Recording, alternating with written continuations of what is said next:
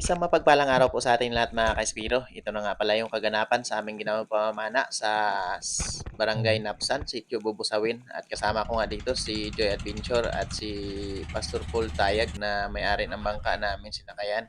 At syempre maraming salamat din sa mga bagong kaibigan na namit ko dito sa Sitio Bubusawin na mga legendaring Espiro din. Maraming salamat po sa inyo. Let's go mga ka-Espiro. Bagong spot.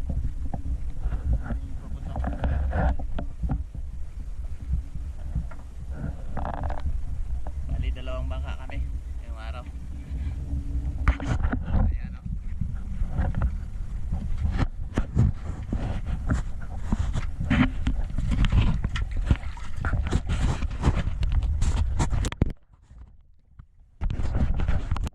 At ito na nga mga ka-Espiro, sa sobrang excited, hindi na tayo nakapag-intro pagbaba ng bangka.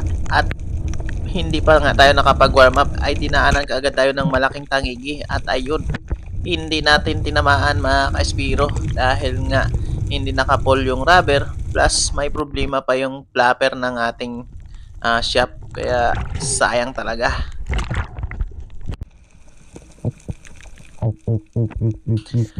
Napaka-exciting ko dito mga ka-Espiro dahil nga minuminuto iba-ibang klase ng isda yung dumadaan sa ibaba.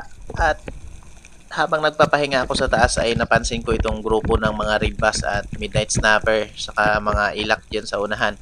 Kaso itong red bass ay medyo may kailapan kaya hindi talaga siya lumalapit ng gusto. Kaya nag-aantay pa ako ng ilang segundo pa dito sa ilalim. Pero nung time na wala talagang ako nakitang malalaki na lalapit, ay bumalik ka agad ako sa taas mga ka-Espiro dahil hindi pa sapat yung aking warm-up dive. Bali, ito yung pinaka-unang ambush na ginawa ko sa pag-dive na ito. Kaya sandali lang tayo sa ilalim, hindi talaga tayo nakapag-antay.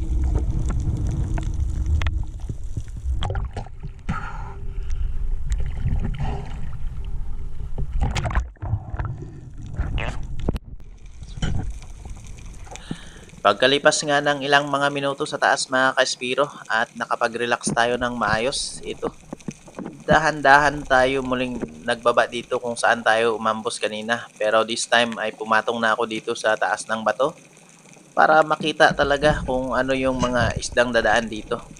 At ito yung mga nangyari mga ka-Espiro.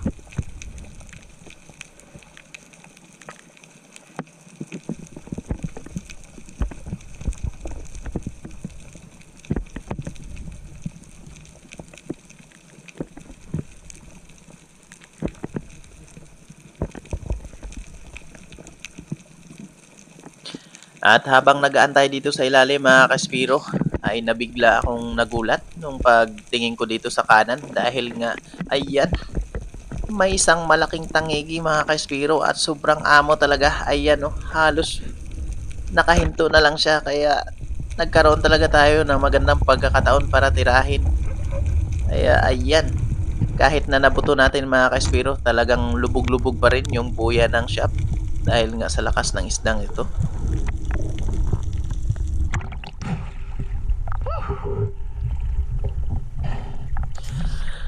Noong pag-ahon ko nga mga ka-Espiro, ay naghanap kagad ako ng mga kasama na mag-second shot pero walang nakapansin sa akin na nakapana na pala ako ng malaki dito mga ka-Espiro. Dahil nga medyo maalon nung time na tong pagpunta namin kaya hindi talaga mapansin yung tawag. Kaya yung bangka na lang yung pinaypayan ko para lumapit sa akin. At hinayaan ko muna itong tangigi na mapagod. Dahil nga nakita ko naman maganda yung kanyang tama. Kaya kampante ako na makukuha natin ito mga ka-Espiro. At hinayaan ko lang talaga ng ilang mga minuto pa para mapagod siya.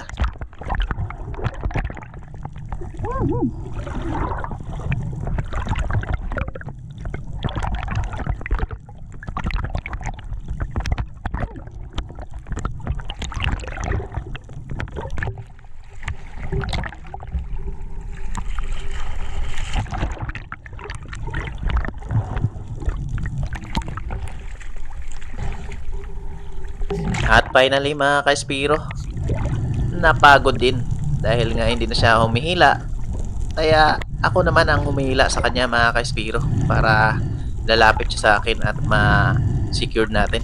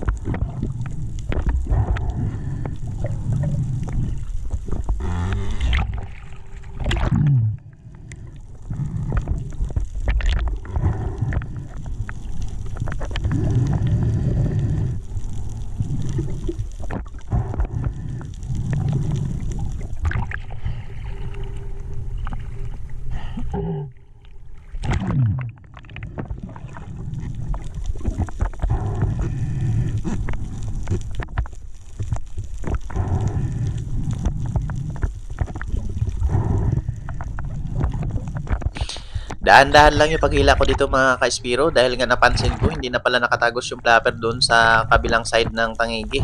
Bali, kumakapit na lang ito sa kanyang makapal na balat. Pero pagod na rin siya kaya hindi na masyado naglalaban mga ka-Spiro. At ayan, finally, nahawakan ko na yung buntot at talagang secured na mga ka-Spiro. Kaya sobrang tuwa ko talaga dito. Sobrang best talaga nung araw na to.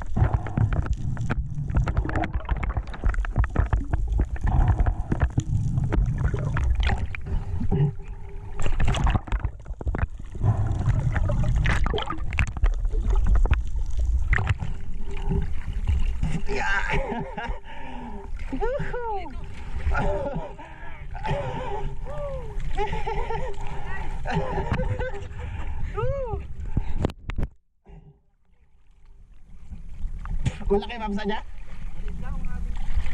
Ha? Ah. Ayos.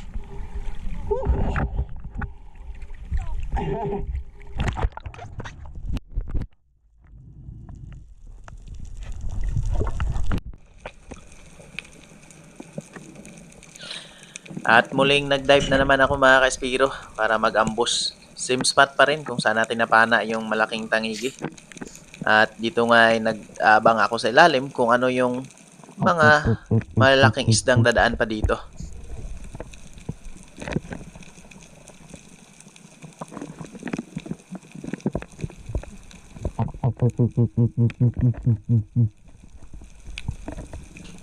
Habang nag-aabang ako dito mga ka-Spiro, ayan, dumaan sa harap ko yung napakalapad na bayang. Pero hindi pa natin yan target mga ka-Spiro dahil may naabangan pa tayong iba. Kaya mamaya na yan.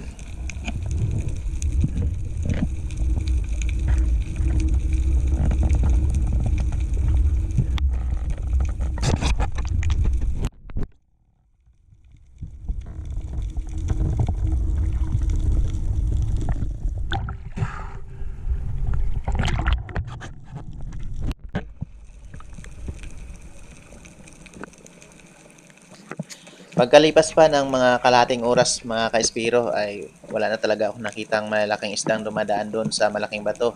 Maliban doon sa bayang Kaya nag-decide ako na lumangoy abante dito sa unahan. At ito nga ay nadaanan ko ang mga magandang corals. Ito ay mga tanggapa, mga ka-espiro. At isa din ito sa mga itlogan ng cuttlefish or tauban. Kaya agaran ako nag-drop dito para mag-ambos at silipin din yung mga butas kung may mga nangingitlog ba na cuttlefish dito. Pero wala talaga akong napansin mga ka-espiro. Kaya itong mga bigay emperor na umaligid sa harap ko kaya ayan, ginapang ko na. Kaso nga lang mga ka-espiro, medyo long distance pa kaya hindi tumagos yung ating flapper. Sayang.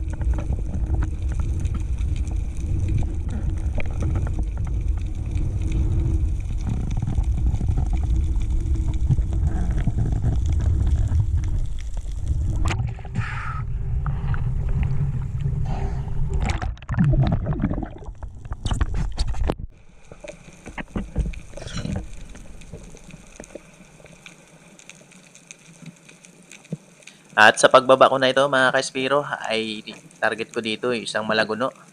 Pero dahan-dahan tayo pababa. Siya naman ay dahan-dahan din palayo. Kaya ang resulta ay hindi natin napana mga ka-espiro.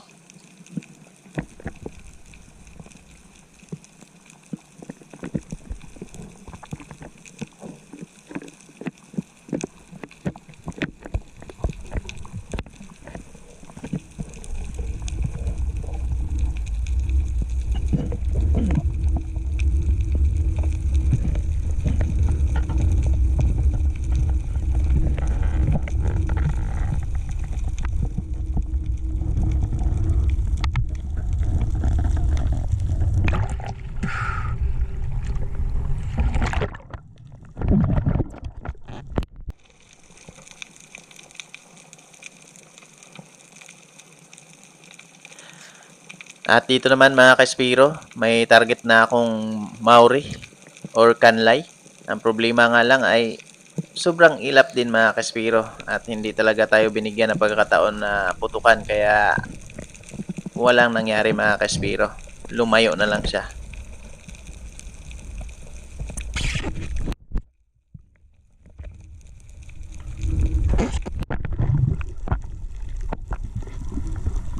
Pumunta na ako dito malapit sa kantuhan mga ka-espiro. Medyo may kalaliman na dito. At dito nga ay napansin ko itong tatlong malalaking barakuda. At ang problema lang nga mga ka-espiro ay talagang medyo mailap itong tatlo. Kaya ang nangyari, hindi naman tayo nakatira mga ka-espiro. At medyo kapos tayo sa angin kaya hindi ko na pinilit.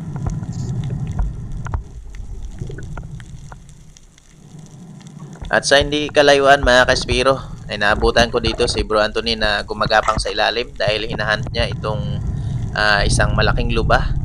Ang problema lang nga mga ka-espiro ay magaling siguro itong trainer ng lubah. Kaya hindi natamaan ni Bro Anthony.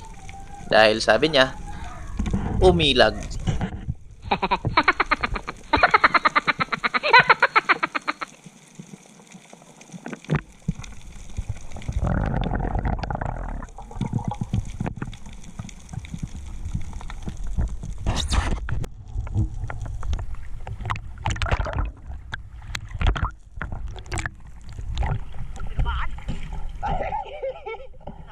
Ang ano yun? Laki? Bakit yun naman? At dito nga mga ka-espiro ay muli kami nagkita nitong malaking bayang kanina doon kung saan ko napana yung tangigi. Kaya hindi na ako nagdalawang isip na panain ito dahil pang dagdag na rin sa huli namin. Dahil nga lumalakas na yung amihan mga ka-espiro. Kaya kunti na lang yung oras namin dito. At kailangan na rin namin bumalik sa tabi.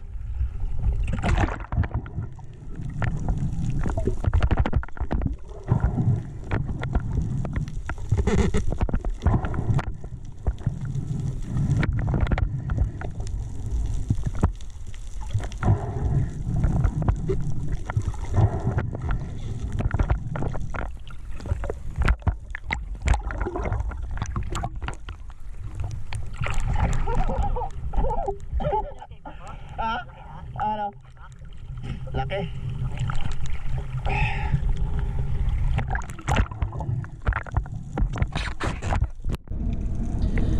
Nanghinayang talaga ako dito sa Tangigi mga ka-Espiro. Muli akong nakakita ng malaking tangigi. Ang problema lang ay tayo naman ang wala sa kondisyon dahil nga hindi tayo nakapag-prepare at hindi ako nakapagpahinga ng maayos sa taas nung dumaan ito. Bali, biglaan lang. Kaya bigla din akong bumaba. Kaya ang resulta, wala talaga tayong sapat na hangin para habulin yun. Kaya pinabayaan ko na lang mga ka-Espiro kaysa sa madisgrasya pa tayo. Maubusan tayo ng hangin at hindi na makaakyat. At dito nga mga ka-Espiro, habang pababa ako, sinalubong ako ng grupo ng mga Big Eye Tribali mga ka-Espiro. Sobrang lalaki nito. At ang problema lang ay nagulat kaya hindi na sila dumiretso sa akin. At hindi tayo nakapana. Sayang talaga. Nung matapos nga kami mamana doon sa laot mga ka-Espiro, dahil nga malalaki na rin yung gulong ng amihan, ay nagpunta kami dito sa tabi.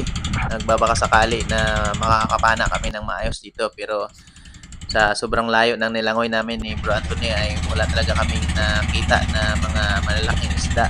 Kaya ito, nag-decide na talaga kaming umuwi dahil nga medyo malayo pa rin yung biyahe namin galing dito sa Bubusawin hanggang Puerto Princesa ay halos 1 oras pa rin mga ka-Espiro.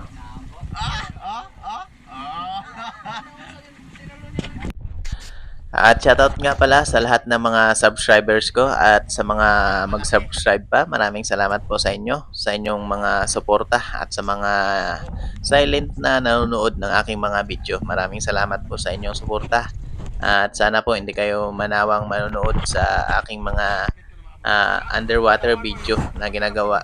At pagpasensyahan nyo na po at hindi pa tayo nakakapaggawa ng ating mga intro dahil nga ngayon lang tayo nagkaroon ng camera tapos medyo palyado pa.